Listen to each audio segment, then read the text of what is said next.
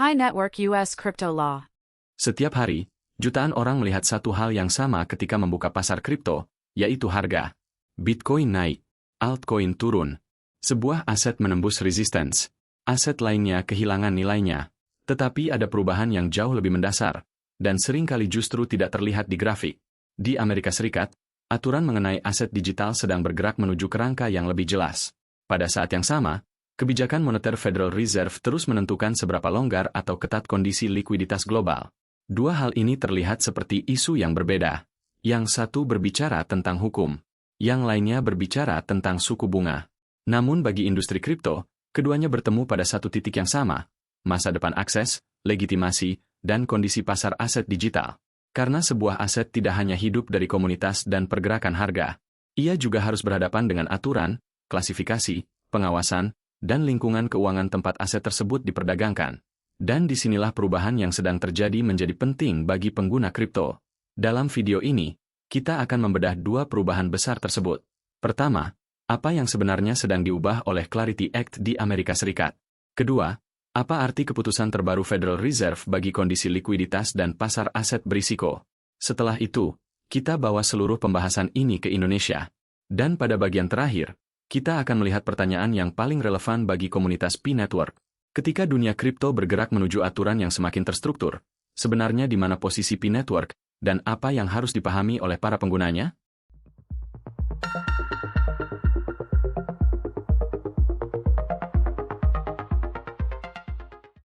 Clarity Act, apa yang sebenarnya diubah? Sekarang kita masuk ke perubahan pertama yang perlu dipahami. Clarity Act. Pada Juli 2026, perkembangan HR 3633 atau Digital Asset Market Clarity Act masih berada dalam proses legislatif di Amerika Serikat. Mengapa rancangan ini penting? Karena salah satu persoalan terbesar industri kripto di Amerika Serikat selama bertahun-tahun adalah ketidakjelasan mengenai satu pertanyaan mendasar. Sebuah aset digital sebenarnya berada di bawah rezim komoditas atau sekuritas? Pertanyaan ini bukan sekadar persoalan istilah. Klasifikasi tersebut menentukan kerangka hukum yang berlaku, lembaga mana yang memiliki kewenangan pengawasan, serta kewajiban apa yang harus dipenuhi oleh pihak-pihak yang berada di dalam ekosistem aset digital. Selama bertahun-tahun, ketidakjelasan tersebut menciptakan kondisi yang sulit bagi banyak proyek dan pelaku industri. Bukan karena semua proyek memiliki masalah yang sama, tetapi karena batas antara aset digital yang dapat diperlakukan sebagai komoditas dan aset yang memiliki karakteristik sekuritas tidak selalu sederhana. Clarity Act mencoba memberikan struktur yang lebih jelas terhadap persoalan tersebut. Dalam pembahasan rancangan ini, salah satu konsep yang menjadi perhatian adalah tingkat desentralisasi sebuah jaringan. Logikanya cukup penting untuk dipahami. Jika sebuah jaringan dan aset digitalnya memenuhi karakteristik tertentu yang membuatnya semakin terdesentralisasi, maka pendekatan regulasinya dapat berbeda dibandingkan dengan aset yang masih sangat bergantung pada satu pihak atau kelompok pengendali. Dengan demikian, fokusnya bukan sekadar pada nama sebuah token. Yang menjadi perhatian adalah bagaimana jaringan tersebut beroperasi, siapa yang memiliki kendali, bagaimana aktivitas pengembangannya berlangsung, dan apakah karakteristik aset tersebut memenuhi kriteria yang ditetapkan oleh kerangka hukum. Disinilah Clarity Act menjadi menarik. Rancangan ini tidak hanya berbicara tentang klasifikasi. Ia juga berkaitan dengan keterbukaan informasi dan kewajiban tertentu bagi pelaku industri. Artinya, sebuah proyek tidak cukup hanya mengatakan bahwa jaringannya terdesentralisasi. Dalam kerangka regulasi yang semakin formal, klaim tersebut harus dapat dinilai berdasarkan informasi dan persyaratan yang ditetapkan oleh hukum. Tetapi ada satu hal yang sangat penting. Clarity Act belum menjadi hukum final. Rancangan yang sedang dibahas masih dapat mengalami perubahan selama proses legislatif. Karena itu, tidak tepat jika isi rancangan ini diperlakukan seolah-olah seluruh ketentuannya sudah berlaku dan sudah menjadi keputusan akhir pemerintah Amerika Serikat. Namun justru disinilah nilai informasinya. Kita dapat melihat arah perubahan yang sedang dibangun. Amerika Serikat sedang berusaha bergerak dari kondisi regulasi yang sebelumnya banyak dipenuhi ketidakpastian, menuju sistem yang lebih terstruktur dalam menentukan bagaimana aset digital diklasifikasikan dan siapa yang mengawasinya. Dan perubahan seperti ini memiliki konsekuensi yang lebih luas daripada sekadar urusan administratif. Karena ketika sebuah aset digital memasuki sistem yang lebih terstruktur, proyek tersebut semakin dituntut untuk dapat menjelaskan dirinya secara objektif. Bagaimana jaringan itu bekerja? Seberapa besar tingkat desentralisasinya? Siapa yang memiliki kendali? Bagaimana informasi mengenai proyek disampaikan?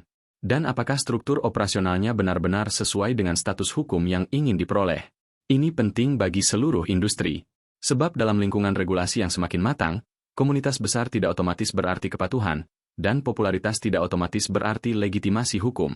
Sebuah proyek dapat memiliki jutaan pengguna, tetapi tetap harus menghadapi pertanyaan yang sama mengenai struktur jaringan, pengendalian, transparansi, dan kewajiban hukumnya. Karena itu, bagi pengguna aset digital, Clarity Act sebaiknya tidak dilihat hanya sebagai berita politik dari Amerika Serikat. Yang lebih penting adalah memahami arah perubahannya. Jika aturan menjadi semakin jelas, maka standar untuk membedakan proyek yang memiliki struktur dan kepatuhan yang dapat diverifikasi dari proyek yang hanya mengandalkan narasi komunitas juga akan semakin jelas. Dan pada akhirnya, perubahan ini akan menentukan bagaimana berbagai aset digital dapat beroperasi di salah satu pasar keuangan terbesar di dunia. Bukan berarti semua aset akan otomatis mendapatkan legitimasi. Justru sebaliknya, ketika klasifikasi menjadi lebih jelas, setiap proyek akan semakin dituntut untuk membuktikan bahwa dirinya memang memenuhi persyaratan yang berlaku. Fed menahan, tapi sinyalnya mulai berubah. Sekarang kita beralih dari kebijakan hukum ke kekuatan kedua yang tidak kalah penting, kebijakan moneter Amerika Serikat. Pada 29 Juli 2026, Federal Reserve mengumumkan keputusan terbaru dari rapat FOMC. Suku bunga acuan dipertahankan pada kisaran 3,50 hingga 3,75%. Jika hanya melihat angka tersebut, kesimpulannya terlihat sederhana. Tidak ada perubahan. Tetapi pasar keuangan tidak hanya membaca keputusan akhirnya. Pasar juga memperhatikan apa yang terjadi di balik keputusan tersebut. Dalam rapat kali ini, 3 anggota FOMC berbeda pendapat dengan mayoritas. Mereka justru mendukung kenaikan suku bunga sebesar 0,25 poin persentase, sementara mayoritas memilih mempertahankan tingkat suku bunga. Perbedaan pandangan ini penting untuk diperhatikan. Bukan karena perbedaan tersebut otomatis berarti Federal Reserve akan segera memangkas suku bunga. Dan bukan pula karena keputusan kali ini sudah mengubah arah kebijakan. Tetapi karena perbedaan pandangan di dalam FOMC memberikan informasi tambahan mengenai bagaimana para pembuat kebijakan melihat kondisi ekonomi dan risiko ke depan. Dengan kata lain, angka suku bunga hari ini adalah satu bagian dari cerita. Arah kebijakan ke depan adalah bagian lainnya. Lalu, mengapa hal ini relevan bagi pasar kripto? Karena suku bunga memengaruhi biaya modal, daya tarik instrumen berpendapatan tetap, serta kondisi likuiditas di pasar keuangan. Ketika suku bunga berada pada tingkat yang relatif tinggi, aset dengan imbal hasil yang lebih terukur dapat menjadi lebih menarik bagi investor. Sebaliknya, ketika ekspektasi penurunan suku bunga mulai menguat, kondisi keuangan dapat berubah dan minat terhadap aset berisiko berpotensi meningkat. Kripto termasuk salah satu kelompok aset yang sensitif terhadap perubahan kondisi likuiditas dan sentimen risiko. Tetapi di sini kita perlu berhati-hati. Penurunan suku bunga tidak otomatis berarti harga kripto akan naik. Masih ada inflasi, pertumbuhan ekonomi, kondisi pasar tenaga kerja, nilai dolar, arus modal, dan berbagai faktor lain yang menentukan perilaku pasar. Jadi, 3 anggota FOMC yang berbeda pendapat dan menginginkan kenaikan suku bunga bukanlah sinyal bahwa rally kripto akan terjadi, ataupun bahwa kebijakan Fed sudah berubah arah menuju pelonggaran. Ini lebih tepat dipandang sebagai salah satu informasi yang perlu dipantau bersama data ekonomi dan keputusan berikutnya. Pertanyaannya kemudian bukan, apakah Fed akan memangkas suku bunga? Pertanyaan yang lebih penting adalah, apakah arah kebijakan moneter Amerika Serikat benar-benar mulai bergerak menuju kondisi yang lebih longgar? Jawabannya tidak dapat ditentukan hanya dari satu rapat. Kita perlu melihat keputusan berikutnya, data ekonomi yang keluar, serta perubahan pandangan para pembuat kebijakan. Jika kecenderungan menuju kebijakan yang lebih longgar semakin kuat, dampaknya dapat terasa lebih luas melalui kondisi keuangan dan likuiditas global. Dan ketika likuiditas berubah, aset berisiko seperti saham dan kripto dapat ikut merasakan dampaknya. Namun proses tersebut tidak berlangsung secara otomatis dan tidak selalu bergerak dalam satu arah. Inilah alasan mengapa keputusan 29 Juli tidak seharusnya dibaca hanya sebagai berita bahwa Fed menahan suku bunga. Ada informasi lain yang jauh lebih penting untuk dipahami. Kebijakan belum berubah, tetapi perbedaan pandangan mengenai arah kebijakan mulai terlihat. Bagi pengguna aset digital, inilah pelajaran utamanya. Jangan hanya melihat grafik harga hari ini, karena harga adalah hasil akhir dari banyak faktor yang sudah terjadi. Sementara kebijakan moneter membantu membentuk lingkungan tempat seluruh pasar tersebut bergerak. Dan ketika kita menggabungkan perubahan regulasi dengan perubahan kondisi moneter, kita mulai melihat gambaran yang lebih besar. Amerika Serikat bukan hanya sedang menentukan aturan untuk aset digital. Pada saat yang sama, Amerika Serikat juga sedang menentukan kondisi keuangan tempat aset digital tersebut harus bertahan dan berkembang. Dan dari sini, pembahasannya menjadi semakin dekat dengan kehidupan pengguna kripto di Indonesia. Bagaimana Indonesia merespons? Sekarang kita bawa perubahan ini ke Indonesia. Karena perubahan regulasi tidak hanya terjadi di Amerika Serikat. Indonesia juga sedang membangun kerangka pengawasan aset digital yang semakin terstruktur. Salah satu perubahan paling penting terjadi ketika kewenangan pengaturan dan pengawasan aset kripto beralih dari Bapepti kepada Otoritas Jasa Keuangan, atau OJK, sebagai bagian dari implementasi Undang-Undang Nomor 4 Tahun 2023 tentang pengembangan dan penguatan sektor keuangan. Perubahan ini tidak seharusnya dipahami hanya sebagai pergantian nama lembaga pengawas. Yang berubah adalah kerangka pengawasan dan standar kepatuhan yang harus diikuti oleh pelaku industri. OJK kemudian memperkuat struktur tersebut melalui berbagai ketentuan dan mekanisme pengawasan. Salah satu contohnya adalah penerbitan daftar penyelenggara perdagangan aset keuangan digital dan aset kripto yang berizin atau terdaftar. Bagi pengguna, informasi seperti ini sangat penting. Karena ketika menggunakan platform aset digital, pertanyaannya bukan hanya apakah platform tersebut populer atau memiliki banyak pengguna.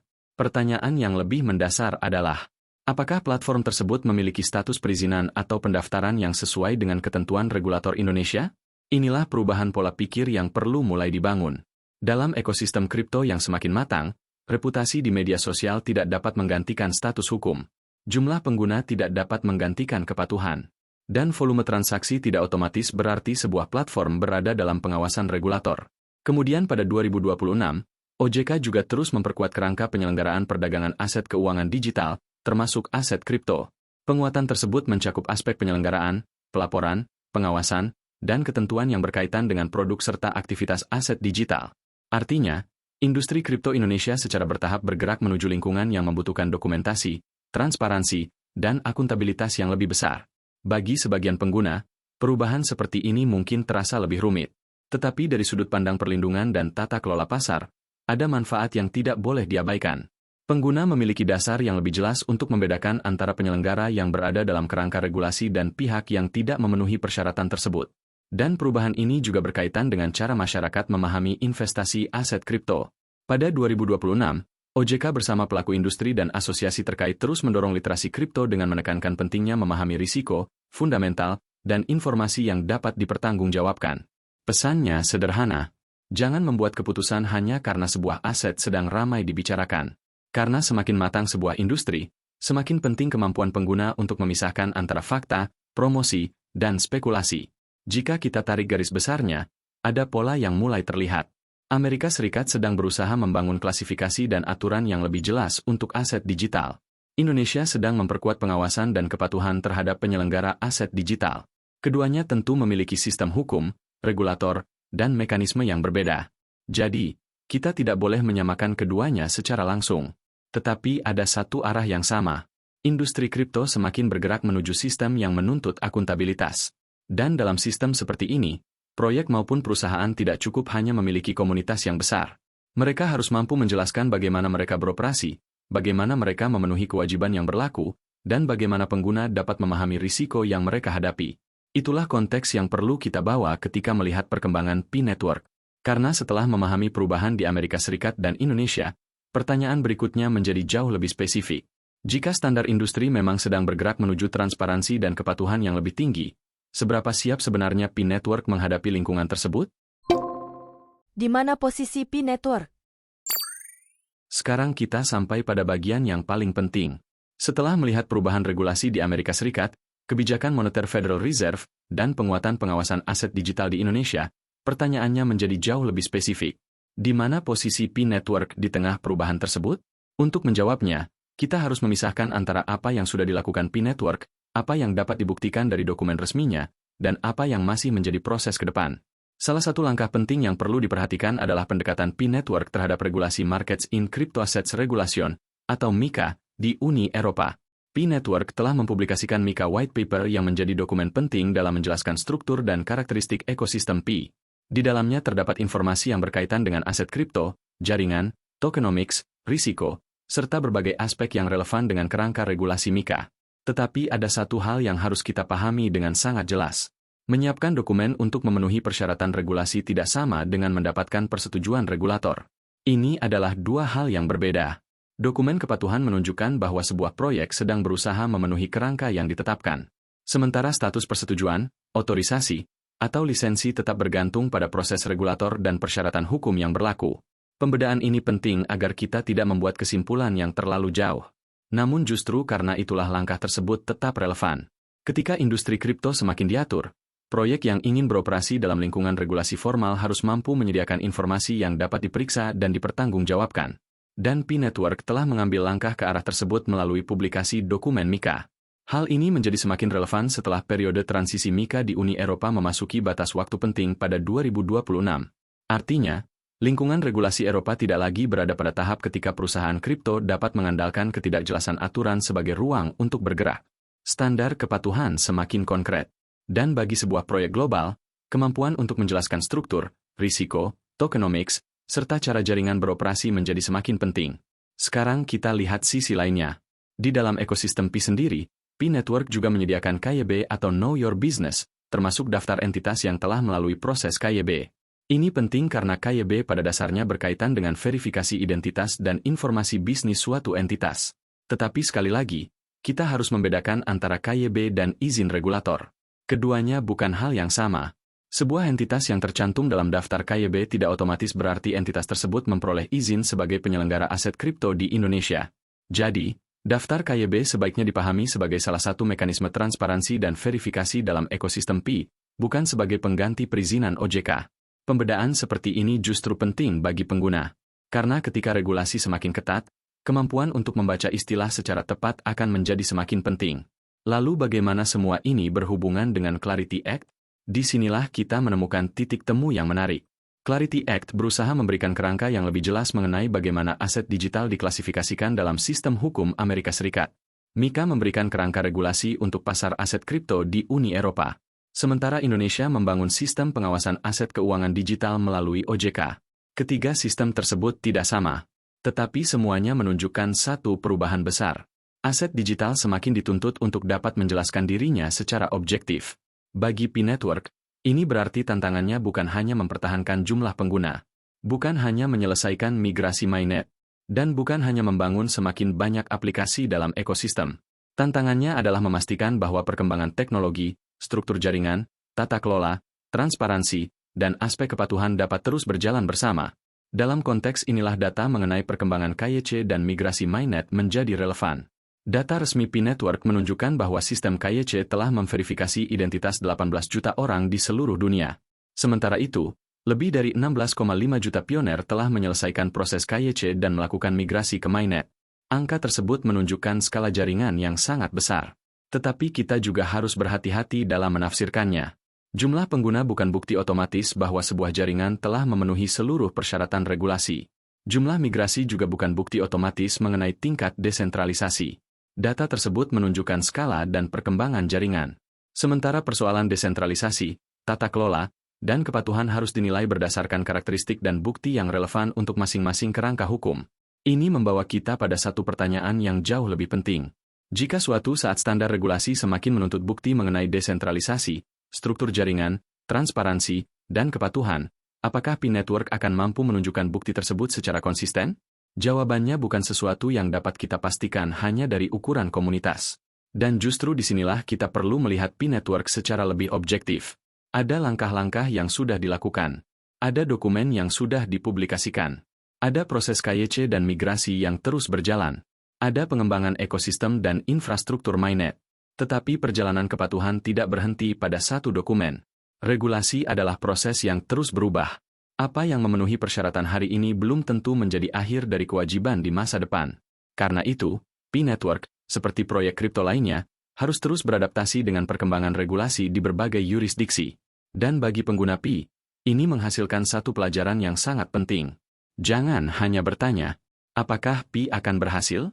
Pertanyaan yang lebih rasional adalah, apakah perkembangan Pi mampu memenuhi standar yang semakin tinggi? Karena dunia kripto sedang memasuki fase ketika narasi saja semakin tidak cukup. Komunitas yang besar adalah aset. Teknologi adalah fondasi. Utilitas adalah kebutuhan. Tetapi untuk bertahan dalam lingkungan regulasi global, semuanya harus didukung oleh transparansi, bukti, tata kelola, dan kepatuhan yang dapat diverifikasi. Inilah alasan mengapa perubahan hukum di Amerika Serikat sebenarnya relevan bagi pengguna Pi, meskipun Pi bukan proyek yang berasal dari Amerika Serikat. Karena ketika pasar terbesar mulai memperjelas aturan untuk aset digital, ketika Uni Eropa memperkuat kerangka MiCA, Dan ketika Indonesia memperketat pengawasan melalui OJK, standar industri secara keseluruhan ikut berubah. Dan perubahan standar tersebut pada akhirnya akan memengaruhi cara setiap proyek dinilai, termasuk P-Network. Jadi, jangan melihat perkembangan regulasi hanya sebagai hambatan. Regulasi juga dapat menjadi alat untuk membedakan proyek yang mampu memberikan bukti dari proyek yang hanya mengandalkan klaim. Dan bagi pengguna P, inilah bagian yang paling penting. Jangan menilai masa depan P hanya dari harga. Jangan pula menilainya hanya dari jumlah anggota komunitas. Lihat bagaimana jaringan berkembang. Lihat bagaimana utilitas dibangun. Lihat bagaimana transparansi dijalankan. Lihat bagaimana P menghadapi tuntutan kepatuhan. Dan yang paling penting, lihat apakah setiap klaim besar dapat didukung oleh bukti yang dapat diperiksa. Karena pada akhirnya, masa depan aset digital tidak hanya ditentukan oleh seberapa banyak orang yang percaya. Masa depannya juga ditentukan oleh seberapa kuat proyek tersebut ketika harus membuktikan apa yang selama ini mereka katakan. Dan di era regulasi yang semakin matang, mungkin inilah perubahan terbesar yang sedang kita hadapi. Bukan lagi sekadar siapa yang paling ramai, tetapi siapa yang paling siap untuk dibuktikan.